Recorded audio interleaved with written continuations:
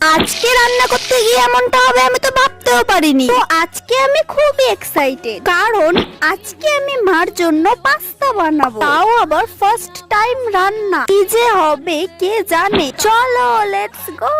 সবার ফার্স্টে কোন কোন সবজি দিতে হয় সেটাই আমি জানছিলাম মার থেকে। তারপর সবজিগুলো কাটতে হবে, যেটা আমি 2-3 ঘন্টা ধরে সবজিই কাটছিলাম। সব রেডি করে পাস্তাটাকে বসাবো সিদ্ধ করতে। একটা কড়াই নিয়ে তার মধ্যে জল দিয়ে সেটাকে গ্যাসে বসিয়ে দিলাম। এখন আসলো মনের মধ্যে একটা কোশ্চেন, যে আগে পাস্তা নাকি আগে লবণ।